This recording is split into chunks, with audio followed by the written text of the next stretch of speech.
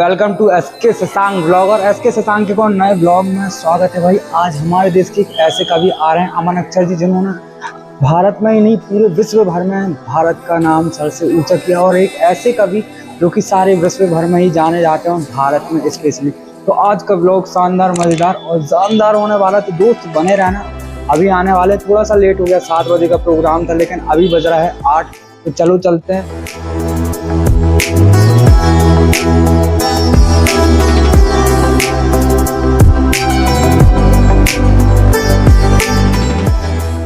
तो यारो देख सकते हो, देखो सामने चल रही है भाई तैयारी। आज गिम्बल नहीं लाए हैं और 7 बजे का प्रोग्राम था। अभी फिलहाल तो सीट खाली है, और आज सबसे स्पेशल दिन होने वाला, क्योंकि एक ऐसे कवि जिनको हम ना मतलब टीवी वगैरह में सुनते रहे, उसके बाद लाइव देखने का ही मौका मिलेगा, हो सकता है मिलने का ही मौका मिले।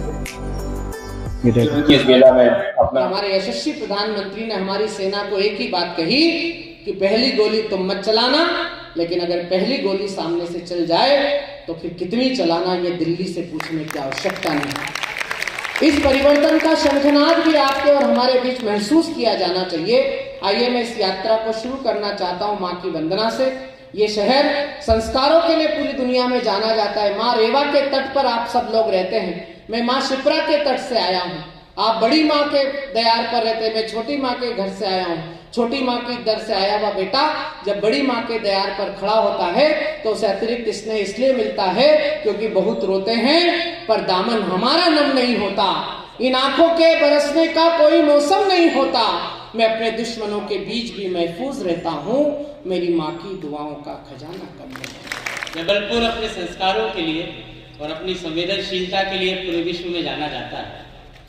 मैं एक विशेष 4 पंक्तियों का बंद एक आपको समर्पित करता हूँ। इन दिनों में सर्वाधिक मन के साथ जो 4 पंक्तियां इस समय मंचों पर पढ़ रहा हूँ। भगवान के सामने राज सिंहासन था और एक तरफ माता कैकेयी के वचनों में बना हुआ वनवास। यहाँ मातृशक्ति की उपस्थिति है मंच पर भी और सामने भी। भगवान राम राज सिंहासन को छोड़ देते हैं और वनवास को चुन लेते हैं। मैं 4 पंक्तियां पढ़ता हूँ, एक एक पंक्ति आपका ध्यान चाहती है, चौथी पंक्ति समर्थ है। भगवान राम क्यों गए वनवास, मैं पंक्तियां सौंपता हूं। के कामनाएं त्याग पुण्य काम की तलाश में, राजपाठ त्याग पुण्य काम की तलाश में, तीर्थ खुद भटक रहे थे धाम की तलाश में, तीर्थ खुद भटक रहे थे धाम की तलाश में, ना तो दाम ना किसी नाम की तलाश में, राम बन गए थे अपने राम की तलाश में, राम बन गए थे अपने राम की तलाश में, जग को राम मिल गए। और ऐसे राम मिले के जिनके जैसा उदाहरण पूरी दुनिया ने दूसरा नहीं देखा। एक बार फिर कहता हूं कि हम संस्कार की नगरी पर खड़े हैं। मैंने जिस सलीके से भगवान राम का व्यक्तित्व पढ़ा हो तो मुझे पूरे व्यक्तित्व अगर मैं सामने रख दूं तो मुझे बताइएगा। 4 पंक्तियां और सौंपता हूं। स्वागत के ढाल में ढले समय की, शस्त्र में ढले सदा। कैसे थे राम और राम जैसा कौन हुआ?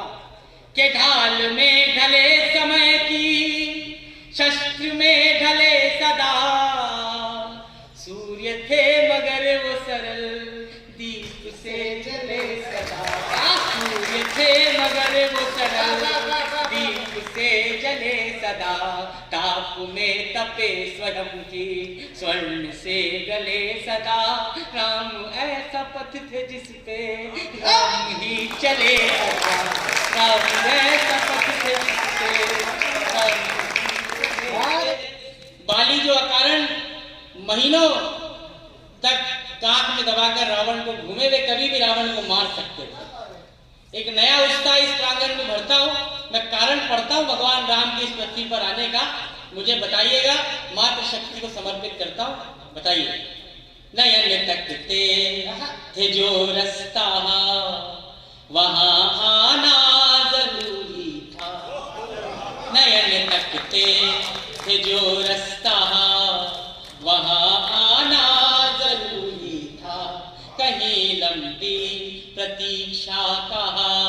सुफल पाना जरूरी था। वहां रावण को हनुमत ही अकेले मार सकते थे। वहां रावण को हनुमत ही अकेले मार सकते थे, मगर शबरी के घर तो राम का जाना जरूर।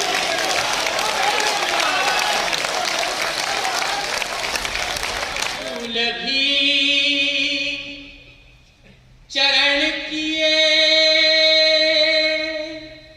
संजोए ना तो क्या करें। आप जा रहे हैं, जाइए, एक काम करने दीजिए बस, के धूल भी चरण किए संजोए ना तो क्या करें। छाव जा रही थी धूप ढोए ना तो क्या करें। छाव जा रही थी धूप ढोए ना तो क्या करें।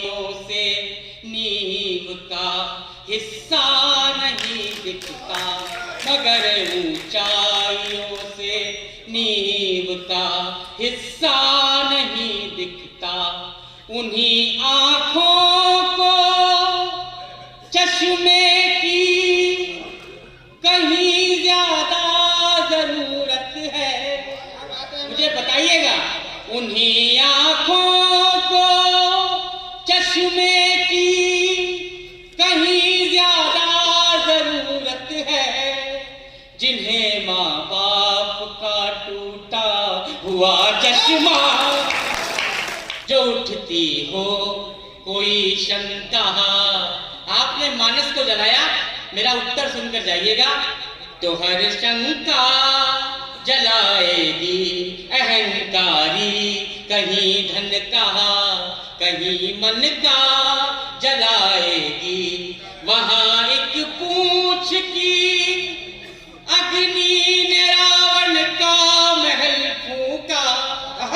वहां एक पूंछ की अग्नि ने रावण का महल फूंका। यहाँ मानस की अग्नि आपकी लंका। रोज तिरंगा जलता था, देश के अंदर देश तोड़ने वालों का दल पलता था।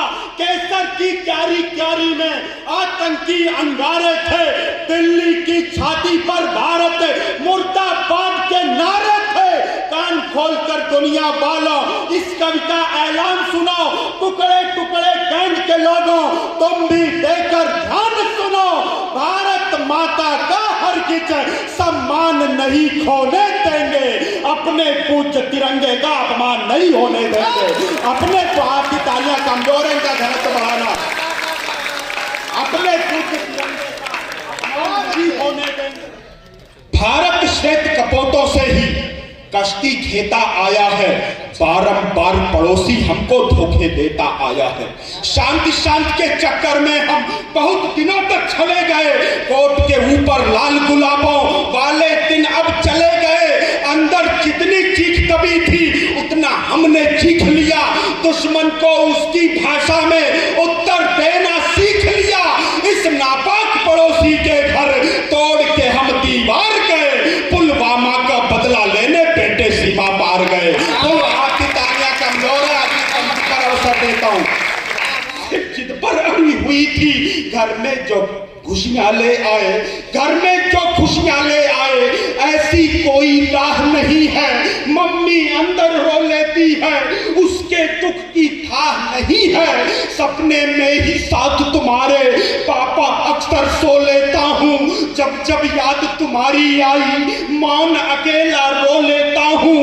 अपनी बाहों में भरकर तुम, अपनी बाहों में भरकर तुम मुझको ये जग सारा दे दो।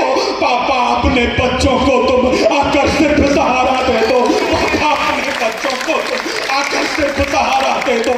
तो मैं प्यार मोहब्बत से सर बहुत दूर रहता हूँ। अच्छा, दूर इसलिए में रहता हूँ, लड़कियों की बीमारी होती है। किसी लड़की से कोई क्वेश्चन पूछ लो तो इतना उटपटांग जवाब देती है। हमने एक लड़की से पूछा, हमने कहा तुम्हारा फेवरेट कलर क्या है? कहने की स्टूपिड कहीं की। कहने के कोई मेच्योर क्वेश्चन नहीं पूछ सकते। तो हमने पूछा, हमने कहा 0.8 मिलीलीटर सल्फ्यूरिक एसिड को न्यूट्राइज करने के लिए कितने मोल बाइकार्बोनेट की जरूरत पड़ेगी? तब उसने बता रहा हमारा फेवरेट कलर पिंक है।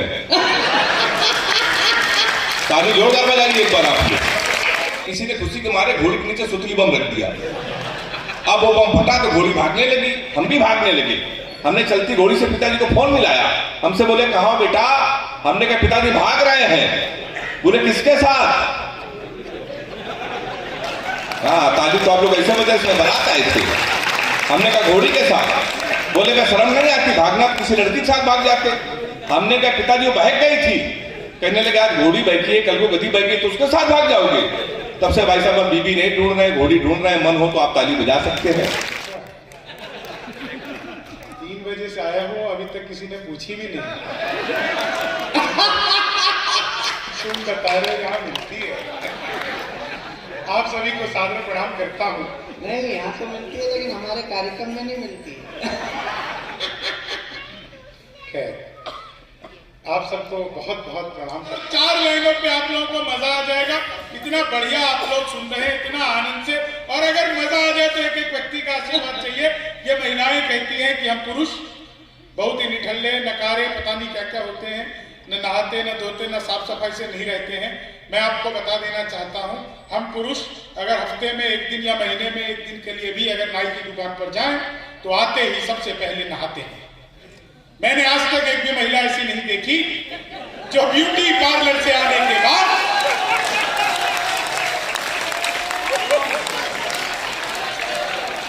मुंह भी धोती हो। तो महिलाओं का तो मामला बहुत ही अद्भुत है। सच बता रहा हूं, बहुत अद्भुत है। बिल्कुल सच बता रहा हूं। शादी के ठीक 5वें दिन एक आदमी जहां से उसकी पत्नी तैयार होकर के आई थी, ब्यूटी पार्लर गया और जाकर के उसने ब्यूटी पार्लर वाले को एप्पल का एक मोबाइल गिफ्ट किया। ब्यूटी पार्लर में जब एप्पल के उस मोबाइल को खोला तो उसमें से नोकिया 1100 निकला। तो ब्यूटी पार्लर वाला बोला भाई साहब ये क्या मजाक है? बोले वही जो तुमने मेरे साथ किया है। सुन रहे, पिछले दिनों में दुबई गया एक कार्यक्रम में। सर दुबई में भी मुझे जबलपुर का एक आदमी मिल गया। आप कहोगे कि मैंने पहचाना कैसे कि जबलपुर का है? भाई कहीं का भी हो सकता है, वो इंदौर का, भोपाल का, कहीं का भी हो सकता है। जबलपुर का ही कैसे पहचाना? 3 लोग चाय पी रहे थे, एक अमेरिका का, एक दुबई का और वो एक तीसरा आदमी जबलपुर का ही जो था। भाई चाय खत्म करते ही अमेरिका के व्यक्ति ने कप को हवा में उछाला, जेब से रिवॉल्वर निकाले, उड़ा दिया था। तो दोनों ने पूछा तुमने क्या किया? बोले हम अमेरिका वाले जिस कप में एक बार चाय पी ले तो उसमें दोबारा कभी नहीं पीते। इतना सुनना था कि दुबई वाले ने सोफा उछाल दिया, रिवॉल्वर निकाले, उड़ा दिया था। तो दोनों ने पूछा तुमने क्या किया? बोले हम दुबई वाले जिस सोफे पर बैठकर एक बार चाय पी लेते हैं उस पर बैठकर के कभी दोबारा चाय नहीं पीते। सर वो जबलपुर का। उसने रिवॉल्वर निकाली, एक अमेरिका वाले को थाए, एक दुबई वाले को थाए। मैंने पूछा भैया तुमने ये क्या किया? बोले हम जबलपुर वाले जिसके साथ एक बार बैठकर चाय पी लेते हैं फिर उसके साथ कभी भी दोबारा चाय नहीं पीते हैं। तो ये जो मेरे किस्मत के खेल में मुझे ऐसे भी जिताना, सलमान के जैसे भले बीते ये जवानी, लेकिन बुढ़ापे में अनूप जलोटा बनाना, लेकिन बुढ़ापे में अनूप जलोटा। कोरोना काल की बड़ी याद आ गई। एक बार और अभी तो शुरू कहाँ किया? हम सबके भीतर एक राम है जो एक व्यक्तिगत पीड़ा का अनुभव करता है। माँ और पत्नी दोनों में विवाद होता है। हम पुरुष घर में रहते हैं, न माँ को कुछ कह सकते हैं न पत्नी को कह सकते हैं। वो जो पीड़ा है उसका चित्र है। सुनिएगा। युग युग का संकल्प अटल था, मुझ में मेरा राम प्रबल था। पग पग पर जिसकी मर्यादा, देकर थोड़ा ले गई ज्यादा। भोर नयन भर लाई आंसू, पीड़ा लाई शाम। सिया तेरा अभिशापित है राम, सिया तेरा अभिशापित